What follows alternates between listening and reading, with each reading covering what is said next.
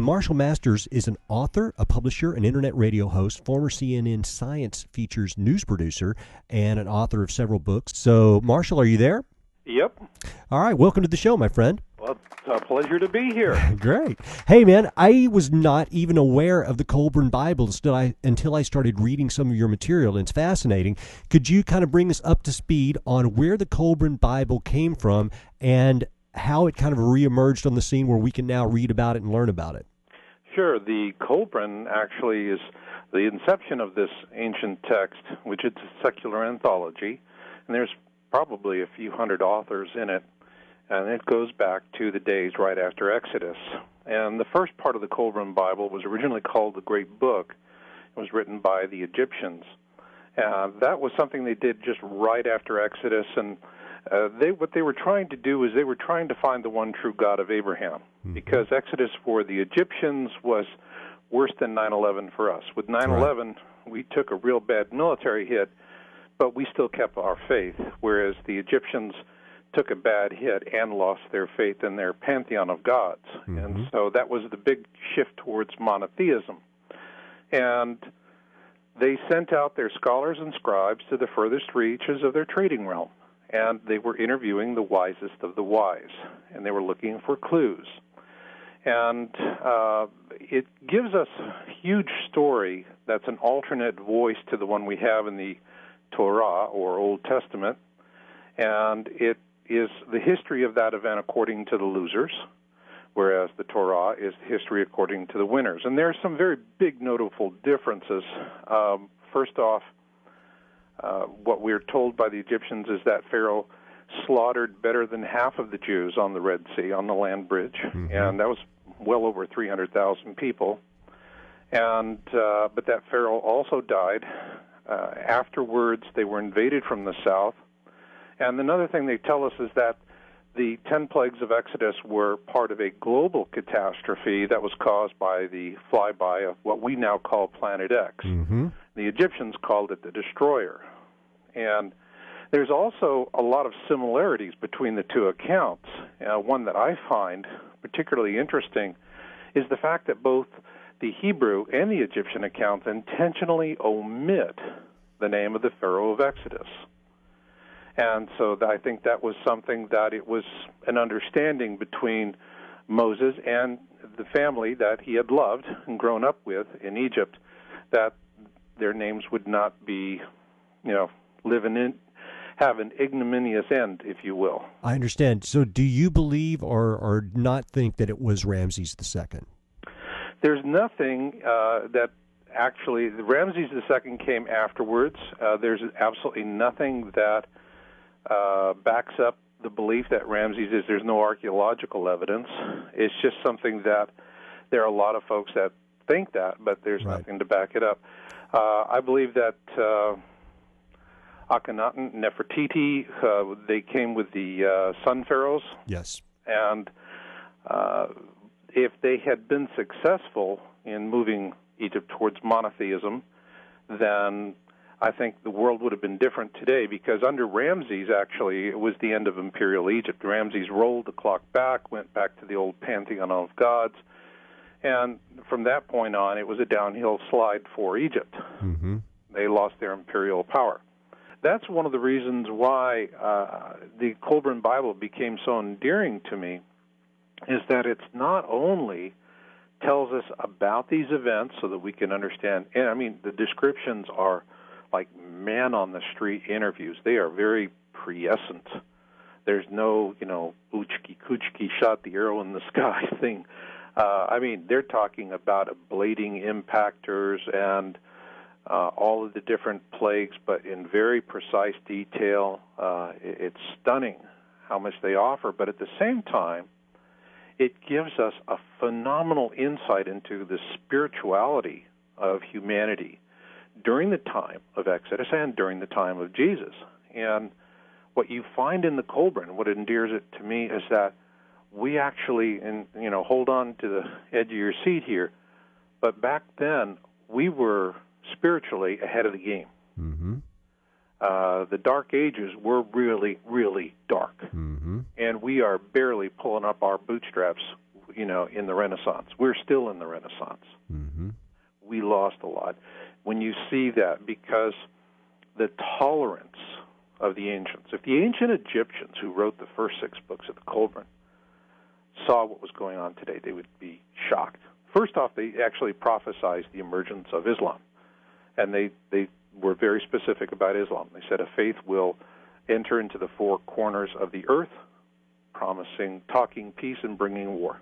Oh, boy. Okay, this was prophesied 3,600 years ago by the Egyptians. And so, they see these things coming, and they have an understanding of cosmology that is mind-boggling. Mm-hmm. So there is a huge amount of stuff that goes on, and I find they, like for example, in the story of Exodus, one of the things that the Ark of the Covenant, ever since the Indiana Jones movie, mm-hmm. and it was a great electrical device, an army could carry it and destroy people.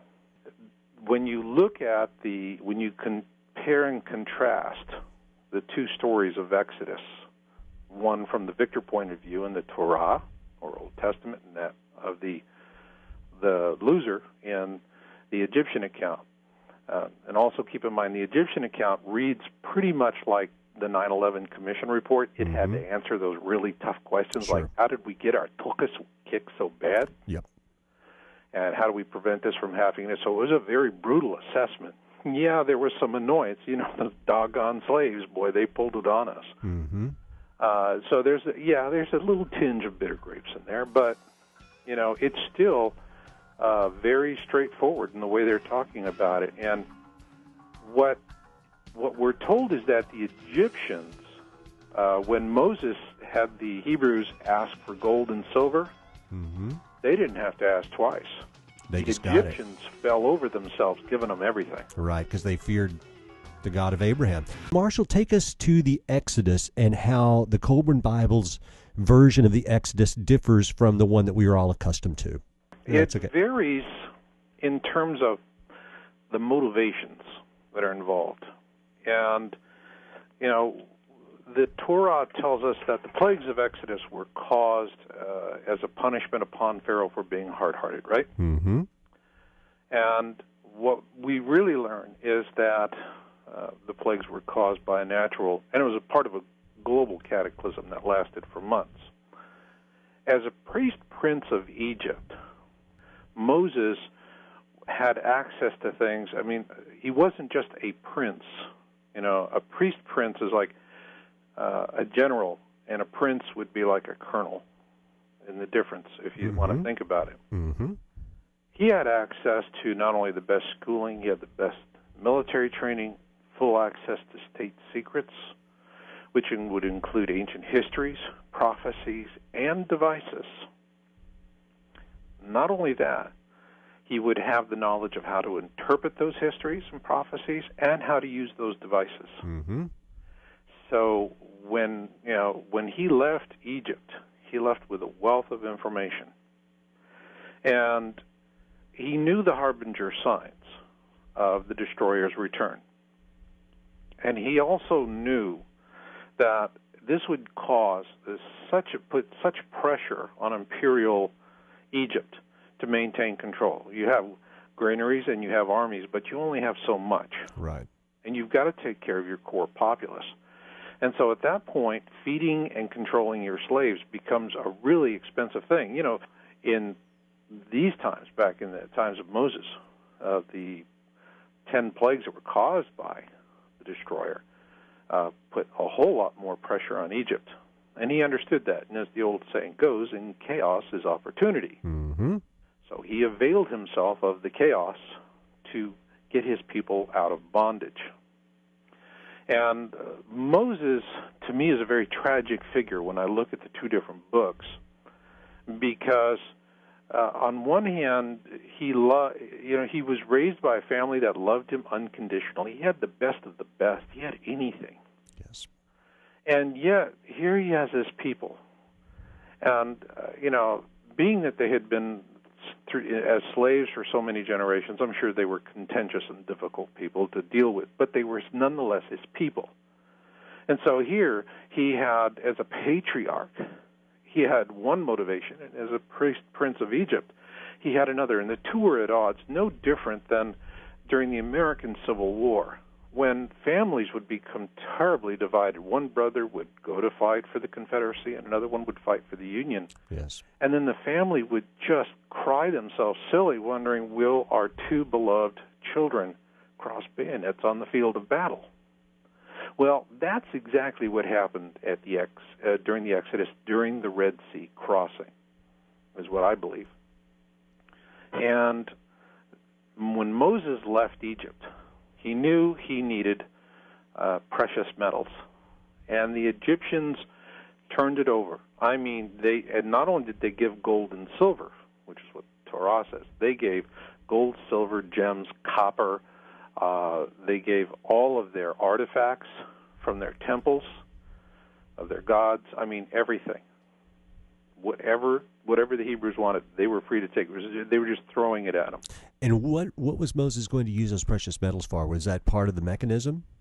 Well, I believe that he was going to use the gold and particularly, the silver, of course, it's fungible, and he's out there, and he needs to purchase services and foods. He's figuring that. Very conventional. But the gold is very interesting, all right, in that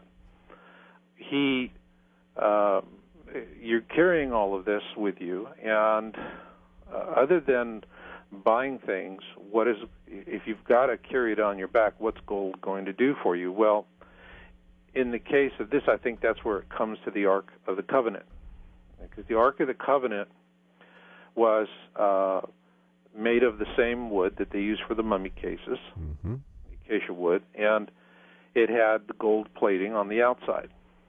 But it also had a layer of gold on the inside. And it was designed to be carried by 4 men. And the staves, it would make sense to just make them, wooden staves, were also gold-plated. Everything was gold-plated, and the lid was designed very specifically to provide a good seal. What gets me about the Ark of the Covenant is that if you've got to schlep this thing through the Sinai, why are you adding weight? Exactly. Inside of this thing. All right? It doesn't make sense unless it's just not a box for carrying something. Right. Well, I believe that what happened is that Moses left Egypt with something that was a state secret. An alien device, because that would be the only thing that could explain, what he did at the Red Sea. I believe it could have been the same device that they used to build the pyramids. Keep in mind that Moses would have absolutely known how to do that, because the Jews were being used to build pyramids. And we cannot duplicate the precision. No. Of these stone cuttings, and I find it hilarious when I watch on television, and you get a bunch of yahoos out there in Egypt, right? And they're going with ropes and timbers to prove how it could be done. Forget about it. Yeah, it's ridiculous. The story that we have from the Hebrew account is an allegorical story. It is the story of the victor. All right, and obviously, what I see just by the fact that the name of Pharaoh is omitted from both the Egyptian and the Hebrew accounts tells me that there is, there's some politics to this as well. All right, and everything's political, really, when you get right down to it. Sure. So, I think that when you look at the fact that one of the first things Moses did when he got the Jews to safety was that he built the Ark of the Covenant. It was, right at the top of his list. And I think that what happened at the Red Sea, and the description of what happened at the Red Sea, was that there was a land bridge that was brought up, and that the water swirled on both sides. And there are a lot of folks that believe that this event can be explained by eruption of Thera, which triggered a tsunami event in the Mediterranean. However, that's not how a tsunami is going to work. It's not going to sit there and swirl the water. Right. And what happened was, as the host, and this was a combination of Hebrews and Jews, as they were crossing, Pharaoh with his army was coming upon them. Now, what's interesting is when Pharaoh left to go after Moses and his host, the Egyptian people begged him to go get them and bring them back. All right? They didn't say, go out there and avenge us. They said, go get them and bring them back. And the reason why they were doing that is that the 10 plagues of Exodus did not leave Egypt with Moses. Right. Okay? It was an ongoing thing. And so the Egyptian people are going, hey, our gods are bankrupt. Yes. They've abandoned us. They are impotent. Go get these people. They got a greater God and bring them back. Mm-hmm. And also, the Egyptians felt that Moses was actually, while they believed in the one true God of Abraham, were actually following a lesser God. But that the Hebrews' lesser God, which was always within the dark thunderous cloud and the column of fire, mm-hmm. was more powerful than the pantheon of Egyptian gods. Right. And so hence the whole, the genesis, if you will, of the great book which became the Kolbrin Bible, which was to find the clues to the one true God of Abraham, to literally leapfrog Moses and the Hebrews, go directly to source. Mm-hmm. And so here's Pharaoh, and he's charging out after him. And what does he do? He catches up to him on the exposed land bridge of the Red Sea. And it's a brutal slaughter.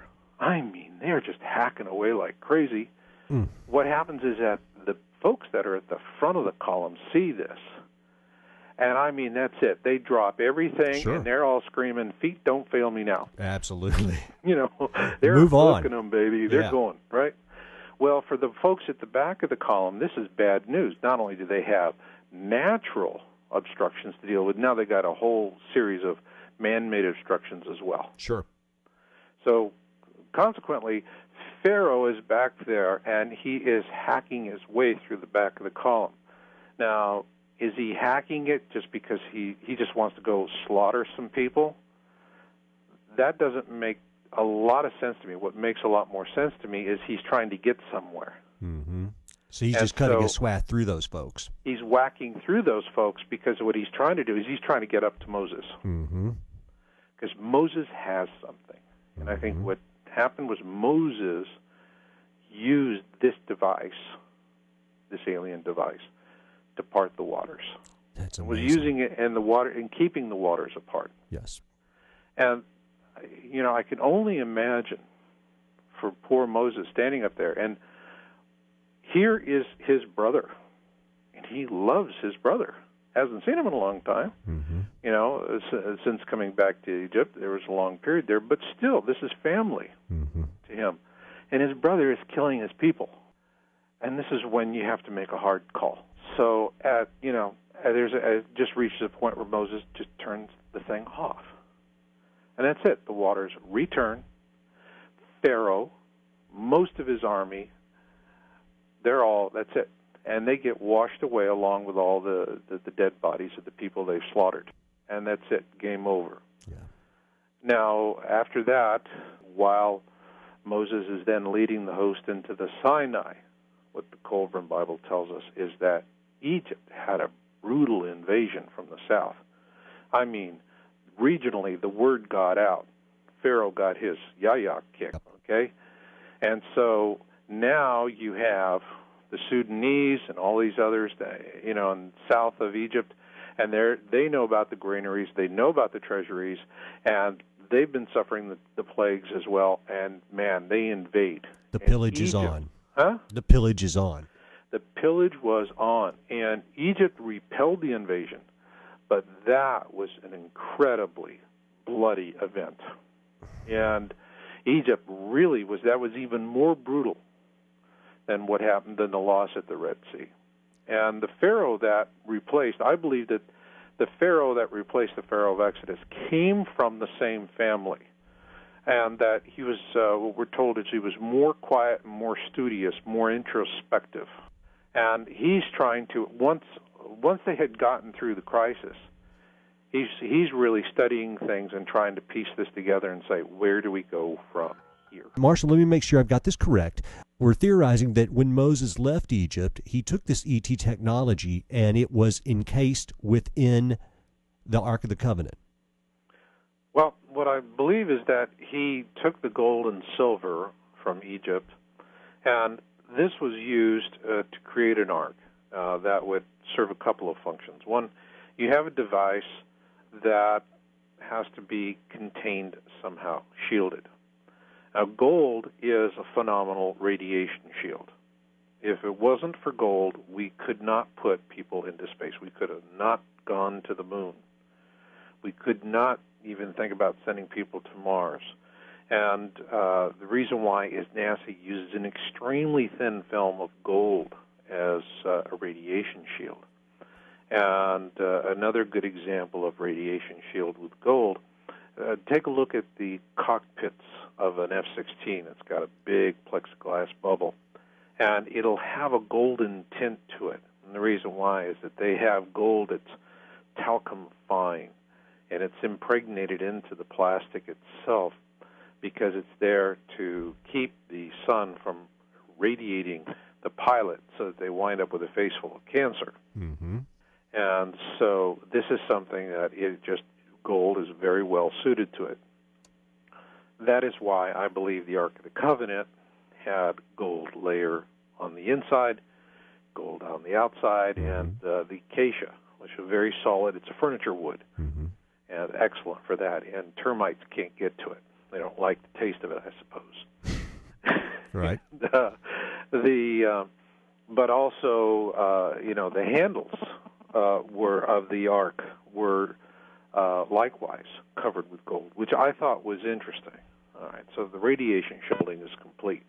But again, it's on the inside, and then you're looking at the actual construction of the ark and the figures at the top of the ark. And so you have to, one, if you're going to have this device, and if you just simply have it in, you're carrying it on somebody's back in a leather sack, and it's radiating energy, that person can become irradiated. Yes. They're going to get sick from that. They're going to die from that. That's going to create curiosity. Mm-hmm. So handling this device is difficult. The other thing is that when you are putting it into this ark, I believe that the ark was not only there as a containment, radiation containment, but it also was a force multiplier. Amazing. And engineers who look at it and are familiar with early radar technology from the late 30s that was used in World War II, particularly like during the Battle of Britain by the English. And it reminds them of the fixed cavitons that were used for each of the different frequencies that they wanted to monitor doing their radar. Mm-hmm. Nowadays, they don't have that. I mean, but remember back to the days when you had crystal radio sets, and you have to buy a crystal for every frequency. Yeah. Okay, and then today we just have these digital tuners, and they'll do anything. Mm-hmm. Well, the same difference here, and so it could be something that would increase the effective radiation power of the device, or something that would give it additional uses, such as communication. I understand. Let me ask you this. Do you think that this device was from the Anunnaki per Sitchin's ideas, or do you have an idea who these ET civilizations were that bequeathed the mechanism? Well, that would be, that for me is an interesting mystery to go after, and it would be anybody's guess, but I think that when you're talking about the Sumerians, all right, yes, because one of the things that I find interesting about the accounts in the Colbrin Bible, particularly what the Egyptians were capturing, is that it contained the knowledge of, I believe, people who were the survivors of Atlantis and Lemuria, the destruction of those civilizations. There were people that survived those, and that they scattered to the wind, and they carried their folklore with them. And you had the Sumerians, and they had their folklore. And you had the Phoenicians, and that they had their folklore. And when you read the Kolbrin, there's just not one author. I mean, there's literally, it could be as many as 240 voices in the entire text. Mm-hmm. And because it was literally, they were getting bits and pieces from everywhere. Mm-hmm. So I think that there was a whole lot of ideas and technology moved more freely and more easily in the ancient world than we give them credit. Yes. You know, for example, when we think about like going from Jerusalem to Britain, you know, there's this long, prodigious march. You have to make a cross. Well, the fact is the Phoenicians had incredibly advanced ships for that day, and they could go from their home port of Byblos on the coast of Lebanon to Britain in the course of their tin trade, because that's where they're going up to these great tin mines. And they could make that passage in 4 weeks. That's incredible. That's right. That's pretty fast. And part of the reason they could do that is they were the very first to navigate from stars. Otherwise, before that, everybody would just hug the coast. That's it. You know, if all you see is water, you're in deep poodoo. And they were making the runs back and forth between the Mediterranean and up there. And as a matter of fact, Joseph of Arimathea, who was the great uncle of Jesus on Joseph's side, owned a very substantial tin works up in Britain. And so this is where we believe the connection. The Celtic texts, which were written after the death of Jesus, were written actually by the early Celtic Christians. Okay.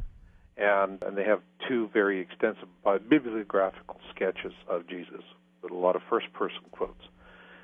So you have this, the old world, we underestimate the technology, we underestimate how things, how the global connectedness of how ideas move from one place to another, because we really do have this, ox cart view of the ancient world. And I think the ancient world was definitely not. We keep, every time you turn on the History Channel, you see something, and they go, wow, how did they do that? Exactly.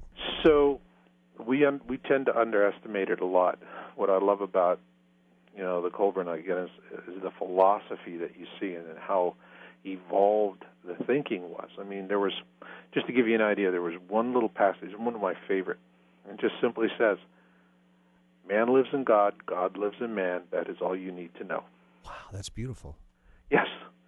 And it's indicative of the whole work. When you read it, it's not the kind of thing you can sit down and read on a weekend, because you will read the density of the thought is so incredible. You read a couple of paragraphs, and you will spend a week just thinking about those two paragraphs. Well, let me ask you this. So when you mention Atlantis and Lemuria, then you're obviously a believer that mankind is much older than in the textbook version that we were given. I definitely believe that. I think I do too. The evidence is there. I believe that when you have guys like Michael Cremo, yes, with his book Human Devolution, which is just brilliant, he's talking about that's the case, but also we have it from so many other notable authors, and they are finding things that are really ancient. As a matter of fact, Lemuria is very, very ancient and much older than people thought. They have found underwater archaeological sites underwater off the coast of Japan. And Cuba as well. Yes.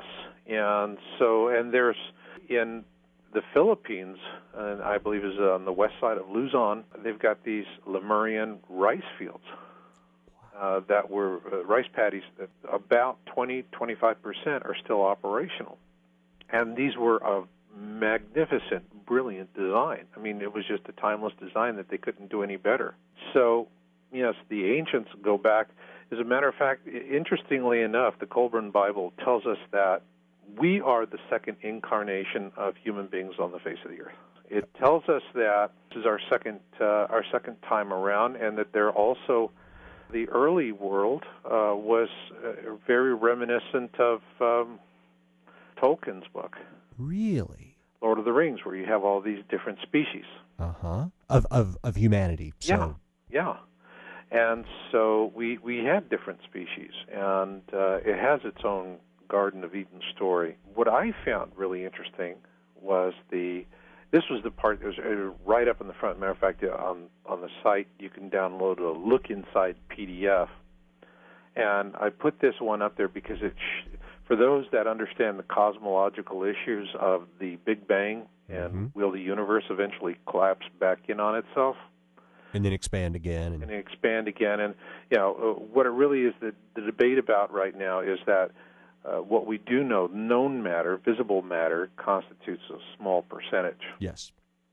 Then there's dark matter, which is about 25%. Yes. And we know about dark matter by virtue of the way it interacts with visible matter that we do know. And then there's this other 70%, which is referred to by cosmologists as the dark force. And it is the dark force now that they're saying if there were no dark force, then what we would have is a situation where gravity, being the powerful force that it is, would eventually cause our universe to collapse back into that massive singularity from whence we came. Yes. Which, if that's the way it ends, it's like, well, let's, it reminds you of that Peggy Lee song, Is That All There Is? Yeah. Let's break out the booze and have a ball. Exactly. And what the Kolbrin tells us is that the ancients they studied this as well. And right now, what we have is we're at a point where we know that the universe is going to continue expanding, but we don't know if that's, an indefinite process yet. And the reason why we know that is one of the main core missions of the Hubble Space Telescope was to help us determine the age of the universe. If it's relatively young, we're expanding, and if it's relatively old, then we all sing That's All There Is with Peggy Lee. Sure. Okay. Well, when they finally got, they got the prescription right on the lenses for the Hubble, then they determined, we have a relatively young universe, so we know we're expanding. The question is do we keep doing that indefinitely? And the problem for cosmologists is that they will be the first to admit we understand about 1%. So the thing that really eludes us is that 70%, that dark force.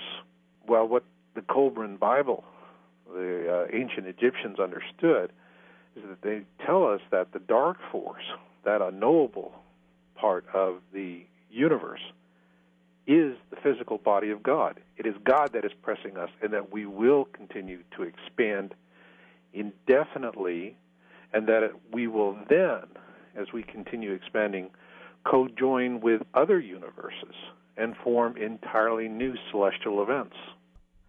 And this was known to the ancients. That's profound. Yeah. And I was sitting there and I'm reading this, and it just went, I was thunderstruck. Yes. Because they have the concepts. If you read it, we're so used to when we read things today, we have to have a 300-page book before we finally figure out the one paragraph the book is about.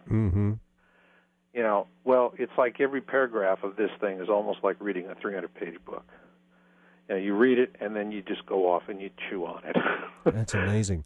Well, you said that there was also an alternate version of Genesis. What were they discussing in there? Does this take us back to the dinosaur period, or what was their take on that? Well, what they take us back to in the Genesis story, and we don't have so much in Adam and Eve. We do have somewhat of a creation story where you have like a Garden of Eden. All right, and what we're told there is that, and I believe that what this Genesis story really does is it goes and talks about the whole thing of the missing link. Because we know that here we are, as Cro-Magnon became modern man. You want to know what Cro-Magnon is? Go look in the mirror. Yep. But then there's Neanderthal, and for a long time Neanderthals have been the knuckle-dragging, yayas. Well, what we're learning about Neanderthals is that they were not knuckle-draggers. All right. As a matter of fact, their brain case allowed for brains that were 100 cc's larger than that of modern men. So these are very intelligent beings.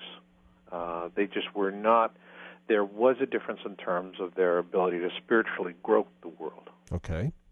And what we're told in the Kolbrin Bible was that there was this interlude between Cro-Magnon and Neanderthal. Okay. And that, the children of God Yes. and the Neanderthal, which had a different name, and they were given, there was like the fruit of knowledge, they were given something.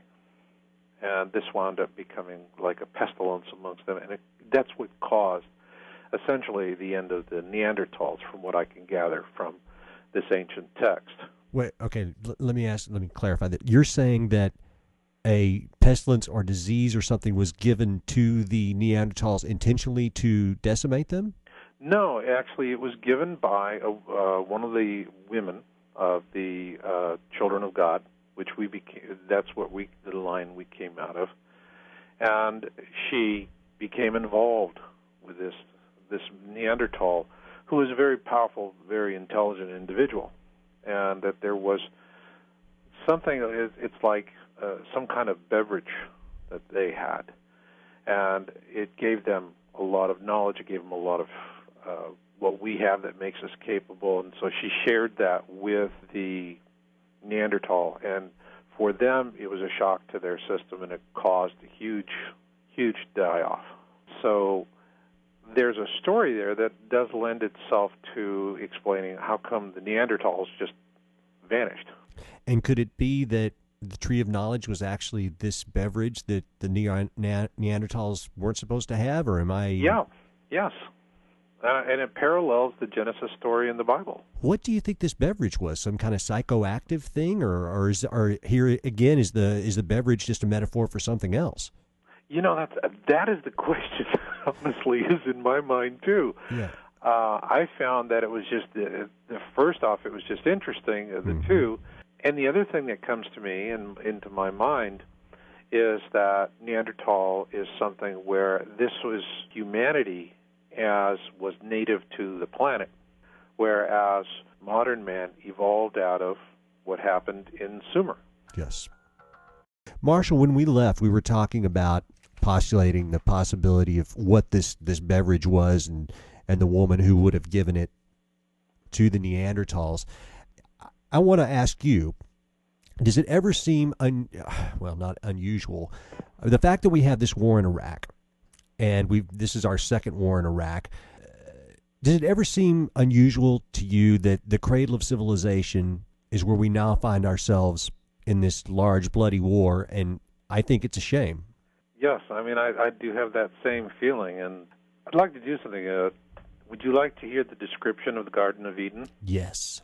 Okay, let me read this to you. It's just 3 short passages. This is from the Book of Creation. When the earth was young, the race of man still as a child, there were fertile green pastures in the lands where all is now sand and barren wasteland.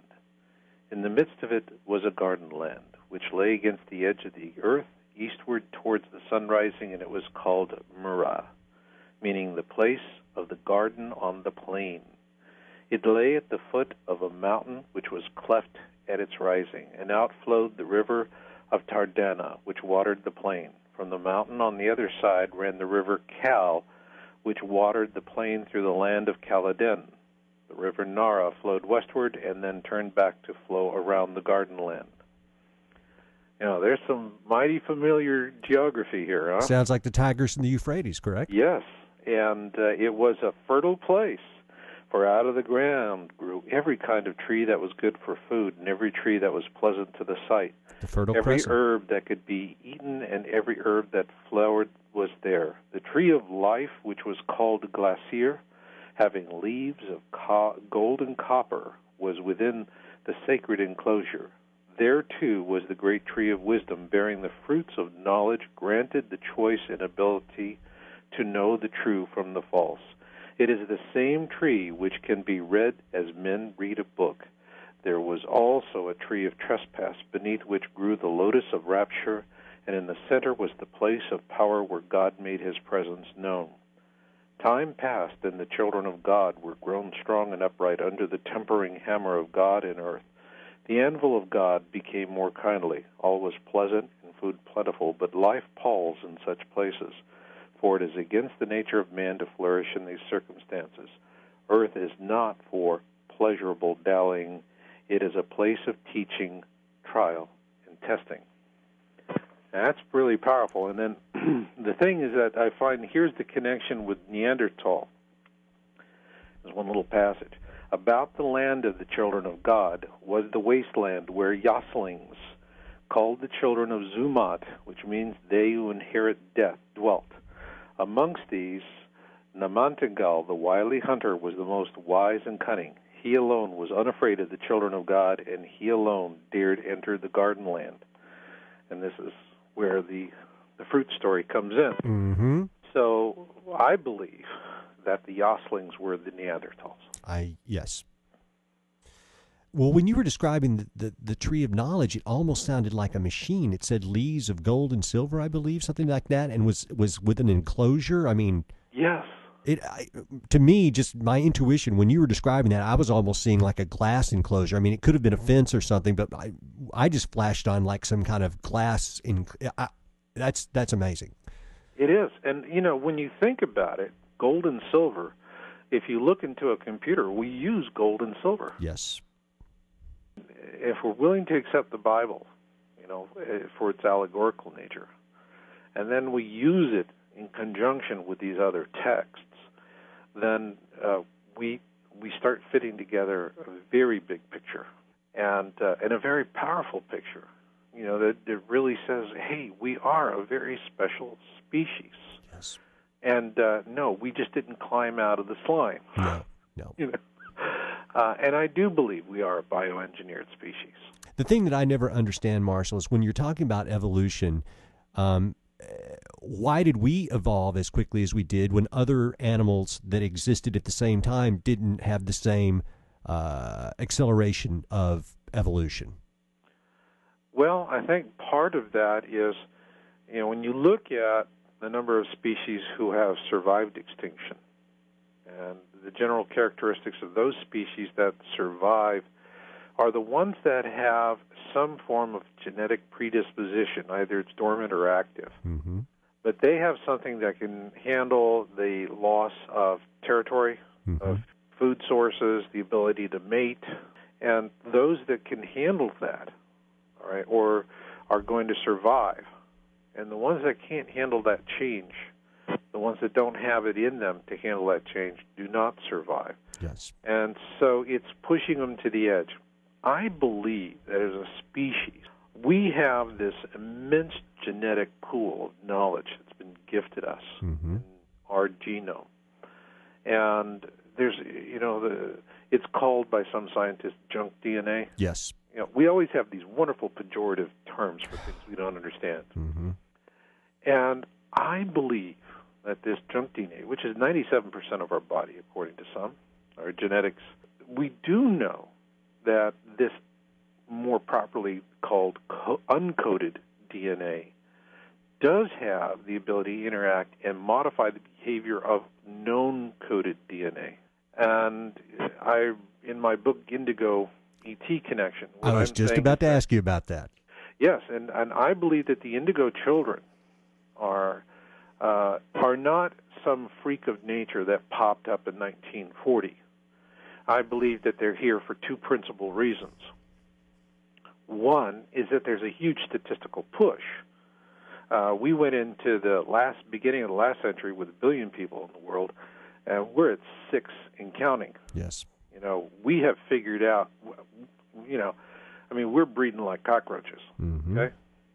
And so you have this huge statistical push. Well, if you look, like for example, at Mensa, the Society for Geniuses yes. out of England, and exceptionally bright people that are socially challenged.